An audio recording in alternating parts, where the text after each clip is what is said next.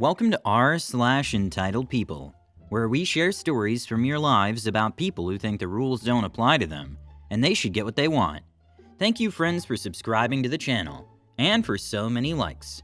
And today we have 3 great stories, so subscribe, hit the like button, and let's begin. The first story, entitled Mom's $5 Battle, When Demands Block the Line. The second story, From Employee Mistreatment to Managerial Backfire. The third story, An undercover investigative journalist uncovers the true face of a telecommunications company. The first story is entitled Mom Bees About $5 for Half an Hour and Blocking the Line. So I work as a host for a restaurant, and yesterday was Father's Day, so it was packed. I worked pretty much the entire day, woke up at 10 a.m. and clocked in at 12 p.m. I sat this family down at around 3 p.m. and didn't think much of it. About half an hour later, complaints were rolling in. The customers were trying to make substitutions with the combo meals, and that wasn't allowed except for certain items. It wasn't for some small combo either. It was worth $100+, and she kept trying to squeeze in expensive items to substitute the less expensive ones. When the restaurant emptied out a bit, the manager stopped by at the front desk for a break and a chat. She started to complain about these customers who, 1. Pretended they didn't get a part of their combo when the busboy, chefs, and waitress could confirm it was made and was sent to their table. 2. Started holding the check and tip as hostage to fix the order. 3. Returned $40 worth of food after a bite because they were too full. I didn't really care too much and just took it as an interesting story because it didn't affect me, but it did leave a horrible impression. After the customers were done with everything, they sent their checks with 2 coupons. Our company policy around coupons are pretty strict, because it would only allow for a single coupon for each table to prevent customers splitting their orders and leaving a coupon in every single one of them. I took the $5 off, printed the receipt, and sent it back to waitress. She comes back saying that the customer was complaining about how the second coupon wasn't used, when it clearly said only 1 coupon for a table in the back. I was pretty grouchy and couldn't be bothered after 4 hours of sleep, so I just took off the price for the hush puppies they had, and sent the receipt back. Cards swiped, money paid, tips, done. Customers leave, right? If only. A couple minutes later, an old lady stomped back to the front with the poor waitress in tow demanding to know why the second coupon, which said when ordering an entree, you can enjoy a complimentary entree for free, up to $10 value. It didn't take the $10 off their order, but instead took $5.15. Technically, that was an invalid coupon because we didn't have any entrees below $10. And nowhere did it say that it would take $10 off their check. I tried explaining that she didn't order any entrees below $10, so I just took off the hush puppies. She said, but that says $10. I didn't really catch her point and just said, and? So I should get $10 off. No, the coupon gives you a free entree under $10, which you didn't order. Hello, can you read? She started waving her hands in front of my face, lifted the coupon close, underlined $10 with her nails and said, $10, entree. Hush puppies aren't entrees. This cycle goes on a couple times with our voices slowly getting louder before she bursts out, then I want a refund card. I give up and decide to just give her $10 off. Worst comes to worst, I'll just pay out of my own pocket. There were customers waiting behind her, and I might as well get this over with. Just when I tell her fine, she took the opportunity to taunt with her daughter recording as backup. Hush puppies aren't an entree, they're appetizers. I should be getting $10 off my entree. Can you even read? She had an SH-eating smile on her face. Now there were plenty of cards I could have played here, with the pettiest being the race card. That realized just now. But I just got angry and decided to argue.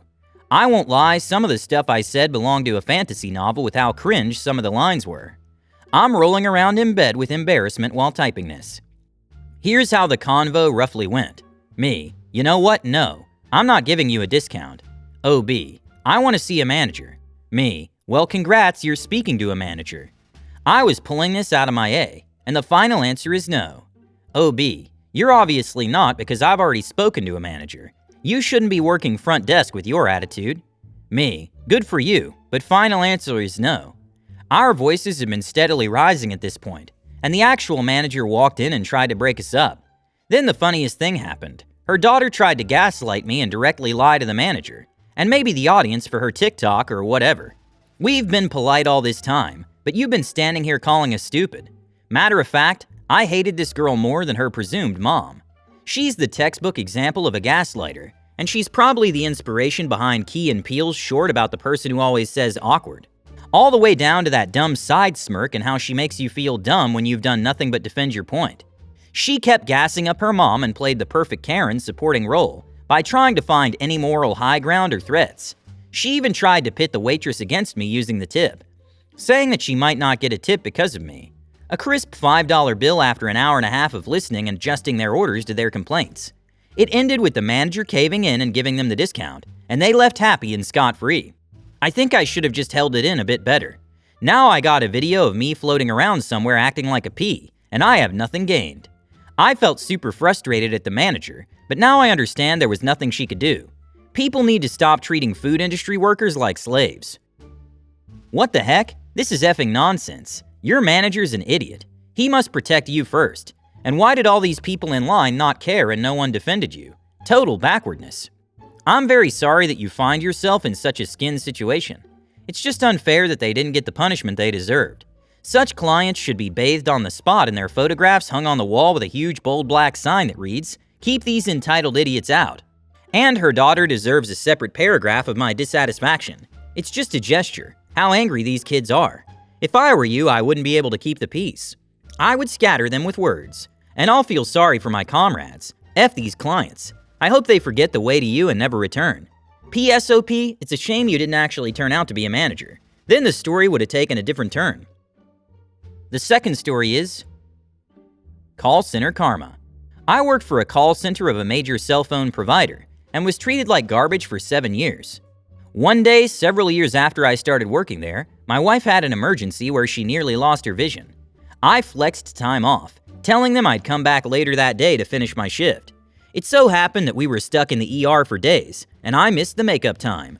I called, told them what was going on, all was good. Well, the next day I get called into the manager's office and told I was being put on probation, and I wouldn't be allowed to flex time off, something that isn't usually used for emergencies. It's kind of a perk to be able to change your schedule for the day, for 6 months. This was strike one. About a year later, I was promoted to customer loyalty, where I got screamed at every day for a lot more pay. During this time, the company announced it was going to be closing several call centers. Everyone in the center was worried it would be ours, but thankfully we made the cut. However, I took the calls all day long from people in other centers, some of whom were barely keeping it together after they were told that their 700-plus employees would be downsized 3 days later. Oh, and of course, this was 2 days after it was announced that corporate was donating several $millions to some charity, because things were going so well, and they cared about people. Strike two. Now, something you should know about customer loyalty, we were actively encouraged to be rude to customers to get them off the phone if we weren't making the sale, because they were a waste of time, and were bringing our numbers down. One particular call was rough, and as I was working overtime without a manager present, I was literally sitting alone in a cubicle. She asked for a manager, and I promised her a callback after speaking to a manager a few cubicles over. I emailed him her details. She got off my phone, and that was that. After a few days, I got a call into the call center manager's office and had to listen to the call, where they told me how terrible I was, and how rude I was, and how that wasn't the insert company name values, etc. But the worst thing they said was that the lady said I refused to transfer her to a supervisor, and the soup email said that I hadn't emailed him. They said they would be consulting each other to see what they were going to do, and I could go back to work in the meantime. I had a feeling I was going to get fired. They let me work, and I went back to my desk and forwarded every single one of my work emails to my personal email, including the ones where they instructed me to treat people that way, and of course the email where I gave her info to the supervisor. I bided my time and I worked for another 2 weeks without hearing anything, which as you'll note is about a week and a half longer than the layoffs got. Eventually they escorted me to HR, along with my manager who repeatedly told me during this time that I wouldn't be fired, where they fired me. Quick note. I was so good at retention that with my bonuses, I was making more than my boss's boss's boss. They didn't like me, and it wasn't a secret. So when they called me into the office, I told them that I didn't believe them as to why they were firing me. And I said that I thought they were firing me because I made too much money. In a stroke of genius, I wrote out a piece of paper that said I thought I was being fired for making too much money, and I got my manager and HR director to sign it as a witness. I couldn't believe the stupidity. I filed for unemployment, and they denied it, so I appealed and forwarded every last one of my emails in the signed piece of paper to the Department of Labor. The company didn't show up to the appeal after receiving my several hundred pages of supporting documents. I didn't get a job for 2 years, and they paid me a considerable amount of money in unemployment during that time. Also, there was a class action lawsuit against them about a year later, and I got around another $1,500 from that. About 6 months after I left, I ran into the HR director while clothes shopping. She turned and literally ran out of the store. This is an absolutely incredible tale. It's incredibly satisfying to see how your former superiors suffered the deserved punishment for their cruelty and inaction. You're finally free from this hell after 7 years of being humiliated and treated with contempt at your place of employment. It's great that you were able to prove you're right and win an unfair dismissal trial, resulting in a substantial amount of unemployment benefit, and in addition also received compensation as part of a class action against the company. This episode merely demonstrates that truth and justice are always victorious, particularly when it comes to the cruel treatment of employees by corporations and violations of their rights. The meeting with the former HR director, who literally escaped from the store, was the most pleasant ending of this incredible story. In the end, you came out as a winner, OP, and they suffered their deserved losses and shame. That is something I would drink for. The third story is, That's Life. This was back in the mid-1980s. I worked for a short time selling view data advertising for a company on the old British Telecom Prestel system. It was a scam. This was way back when teletext was used and far more popular. This is definitely pre-internet, and the Prestel system was pretty much obsolete. But what was going on was that these companies, known as information providers, were running scams targeting small and medium-sized businesses. This is how the scam worked. 1. Members of a telephone sales team working out of an office in London would call various companies, claiming to be calling the business on behalf of British Telecom. They'd ask to speak to the MD, owner, or decision maker. 2. Once the telephone salesperson got to speak with the business owner, they would tell them that they're calling on behalf of British Telecom and that they have selected the business to participate in an exclusive directory on the Prestel system, which would be accessible to all the businesses and private households in the area. This would of course generate lots of new business, but they needed to purchase a page of advertising at least on the system. 3. When the business owner asked how much, the telephone salesperson would offer an appointment with a consultant, actually a high-pressure salesperson or closer, who just happened to be in the area. Of course, many business owners fell for the scam, booked appointments and got pressurized into buying pages of advertising on a system that nobody really saw or had access to. I worked in London on telephone sales, went through the training, followed the scripts, even went out for a week with an experienced closer in the north of England, selling to businesses in Liverpool, Manchester, Bradford, and Sheffield. Only I came to an arrangement with the closer, who was a Londoner from Nottingham, that I would be the consultant manager, as I grew up in Yorkshire and had a northern accent, so people would trust me. But the closer was a complete bee, a total shark, a ruthless con merchant. However, I wasn't actually working for the company at all. I was working for the BBC as an investigative journalist for the BBC That's Life program. Some Brits might remember the main presenter, Esther Ranson. I was working with several other BBC investigative journalists who were also working with the company. We were gathering evidence, recording names, everything, and reporting back to the BBC at Television Centre in Wood Lane. We quit shortly before the second team took over. The company and the management didn't suspect a thing. They set things up for a third team, who turned up with the whole camera crew, sound engineers, and reporters early one afternoon. When it came out that all this was a scam and that the people working for the company were about to be filmed and screened on BBC's That's Life, that's when the staff quit. That's Life was a popular show which aired on a Sunday evening, going out to millions of people on BBC One across the country. The owners and management, of course, were a tad peeved off by all this, and I assume that the company folded shortly after the scam was publicized on one of the editions of That's Life. Your story is fascinating and amazing.